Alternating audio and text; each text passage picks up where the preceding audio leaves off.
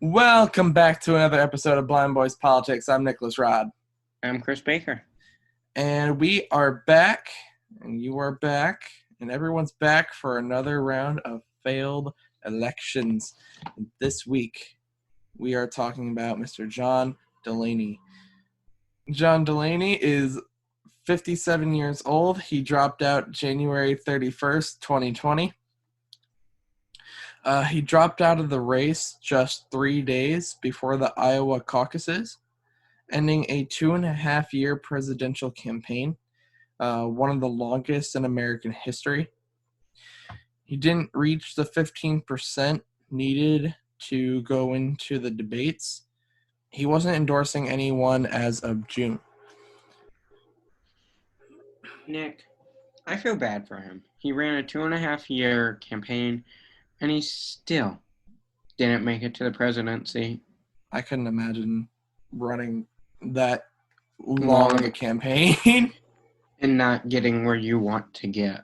Exactly. That's heartbreaking.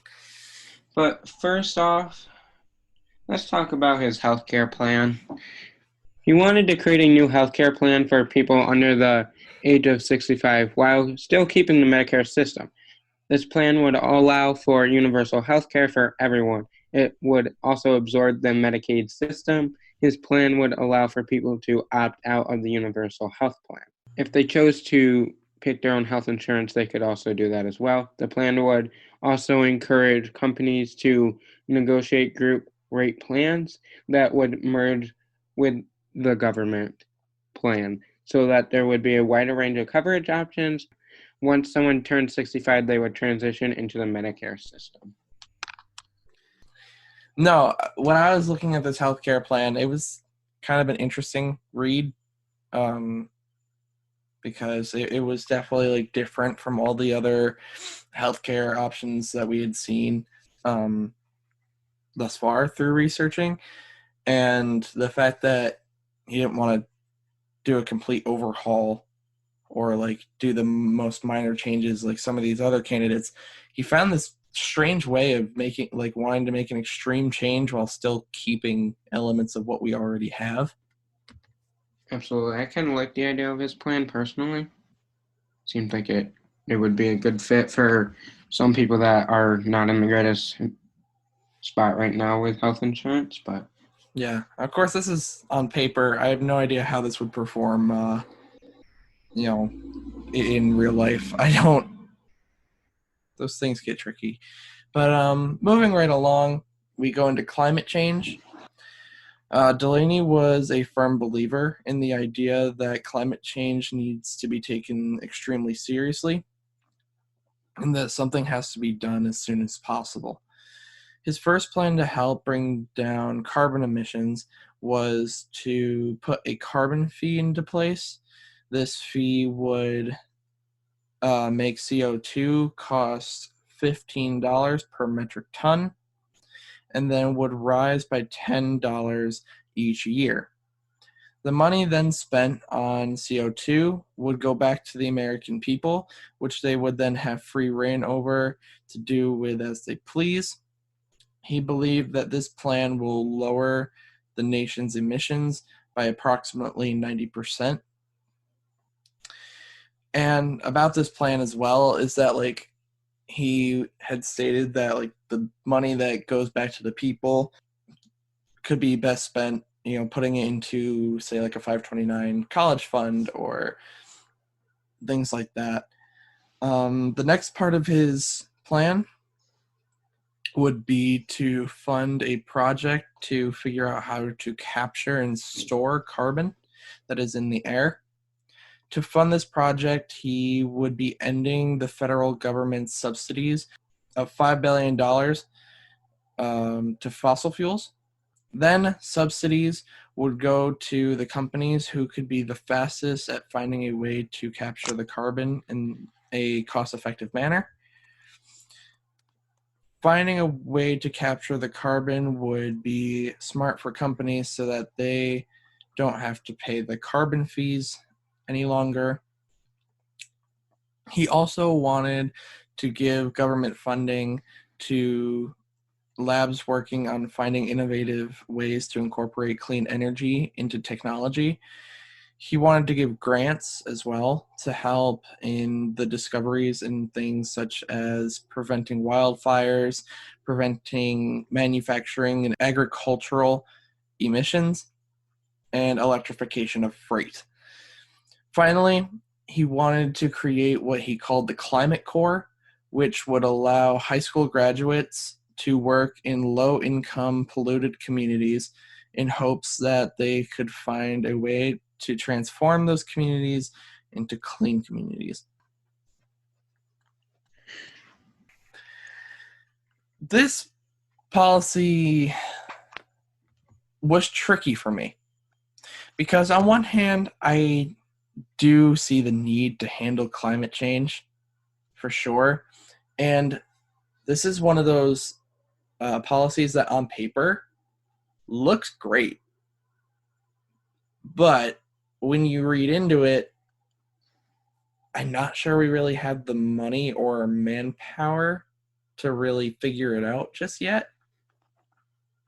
You know And the old actually, saying, everything looks better on paper. yeah, and this one was one of those ones that just to me looked pretty shiny on paper. But I this is another one where I'm not sure how well it would perform on a real stage. Moving on to his economy plan, he wanted to make a direct investment into communities that have been left behind by globalization, technology change. Delaney will give priority in government contracting to companies with a majority of employees located in economically struggling communities, ensuring that the government supports businesses that are not in already prosperous areas with promote economic growth in areas that have suffered due to globalization and automation. Delaney supports opportunity zones, which encourage private investments in distressed communities by providing tax incentives on certain long-term investments, investments from a private sector, support by the right incentives can turn around economically struggling communities, high-speed internet, and clean water systems, developing a national strategy to address artificial intelligence will allow every sector of our economy to benefit from technological change. By understanding the true effects of AI and other forms of innovation, our government can help manage the transition into increasingly automated modern economy and minimize the disruption of Americans, he said.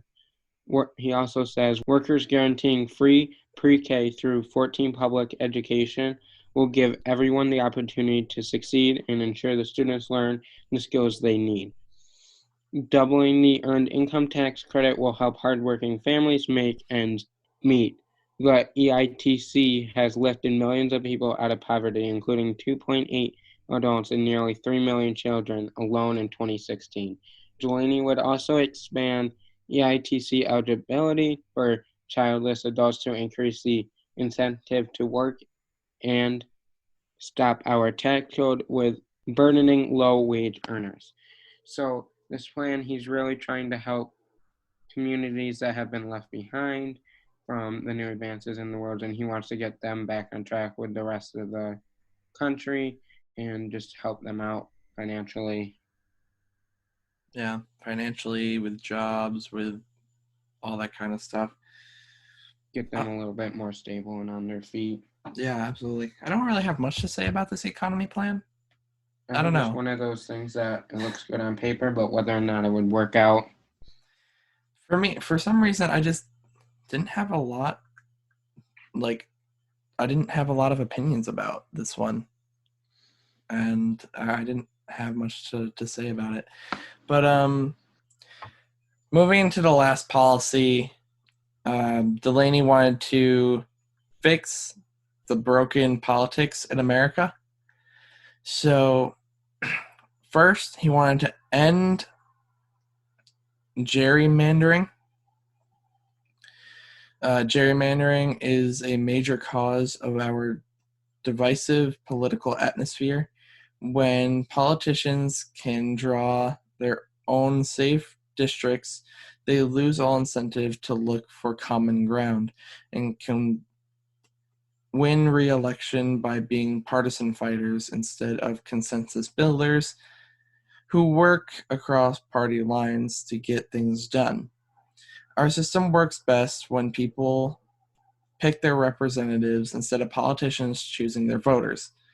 In Congress, John Delaney introduced the Open Hour Democracy Act, which would prohibit gerrymandering and require states to establish independent commissions to draw congressional district boundaries, make Election Day a federal holiday so workers have time to vote, protect voting rights, and ensure people have the ability to vote. John supports the Voting Rights Advancement Act, which would require that states with a history of violating voting rights get approval from the Department of Justice before making any changes to election procedures or voting requirements. He also supports automatic voter registration and same-day registration, overturn Citizens United Unlimited. Corporate money has made our democracy play to play. John supports a constitutional amendment to overturn Citizens United. Debate the Congress. John pledges to debate congressional leaders 4 times a year, engaging with opposing points of view and focusing on the facts in a real debate is the best way to have an honest discussion about the problem our nation faces. He wanted to support bipartisan legislation. When people work across the aisle towards common goals, American lives are improved. During the first 100 days of his presidency, John would advance only bipartisan bills. We have some examples of bipartisan legislation: Americans with Disabilities Act, Food Stamp Act, creation of Medicaid, Civil Rights Act, Clean Air Act, and there are also more beyond that. John is also proposing a national service program to provide opportunities for recent high school graduates to contribute to the betterment of the country and to meet and work with people from all backgrounds. And that is what his plans were for politics. Anything to add to that, Chris? Because I don't have much. No, I just think that I like how he's gonna try to make things better in the politics system and how things are operated in hopes of bringing the country, I guess you could call it, more together and making improvements on the Stamp Act and Clean Air Act. Yeah. Now, for me, as far as where he went wrong with this whole thing is, I feel a major factor of it all was the pricing behind his different ideas. I mean, there was one of his plans literally was going to cost $4 trillion to put into action. That's money we simply don't have. No, not by any means. And the fact that it would cost that much probably scared off a lot of voters. Oh, yeah. Well, and I think one thing that didn't help is with his climate change plan to end the federal government's subsidies towards fossil fuels. $5 billion a year is insane. And to just withdraw that from that industry, that's going to have some negative effects. And I think people saw that. Absolutely. That is it for John Delaney. Next week, we will be talking about Joe Walsh. But until then, make sure you listen to our weekly podcast Friday mornings at 7 a.m. Until then, though, if you want to stay up to date with us on the podcast or with our personal accounts, you can find us on social media. You can find the podcast on Twitter, Instagram at BlindBoyPolitic. You can find myself on Twitter at blinding_aura. That is at blinding_AURA. You can find Chris at C_Baker002. Baker, of course, BAKER. And that is it, folks. Bye, guys. See you later. Yep. See you guys.